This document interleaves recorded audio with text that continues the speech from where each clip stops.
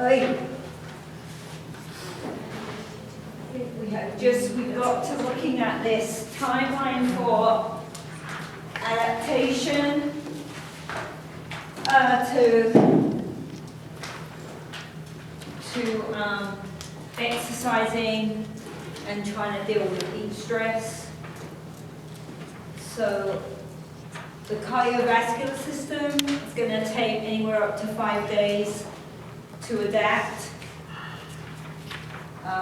Temperature regulation up to 8 days. So you may, that feeling of hot and the red flush,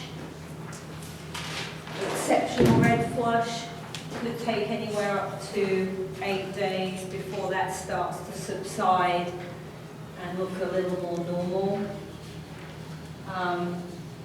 Conserving sodium, so that would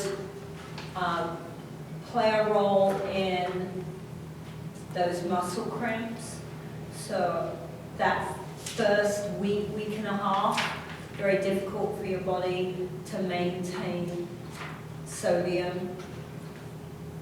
And then it's going to start to improve. Your kidneys will add sodium back from your urine. You'll start to hold on to some sodium. Sweat will taste a little less salty, but the first week or so is going to be difficult. You might need some additional salt.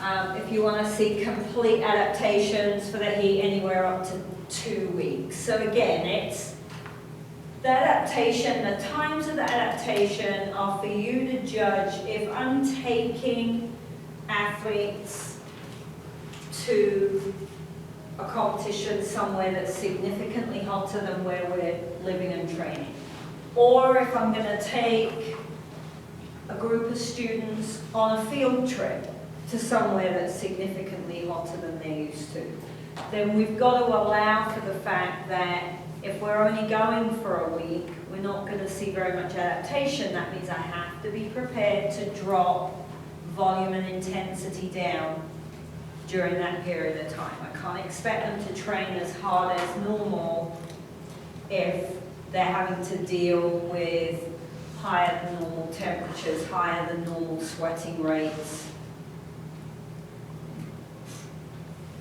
Like most adaptations, we adapt to something that we're stressing the body with. So when you take the stress away, the adaptation also goes away. So same as with altitude, I can go up to altitude and train and see an increase in red blood cell count and an increase in oxygen delivery.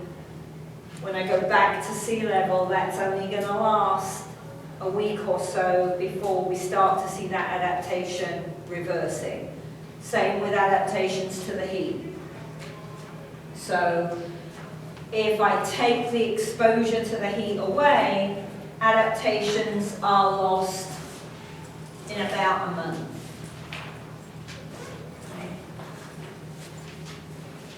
To me, that's quite interesting for our environment because of our fluctuation from winter to summer. That means basically every summer your body has to reacclimatize to the heat as the temperatures pick up.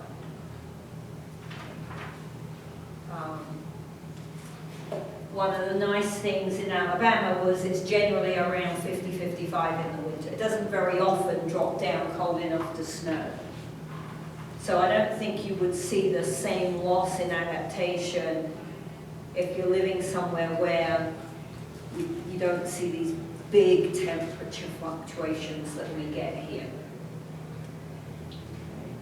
So different systems are going to adapt at different rates. Remember that if it's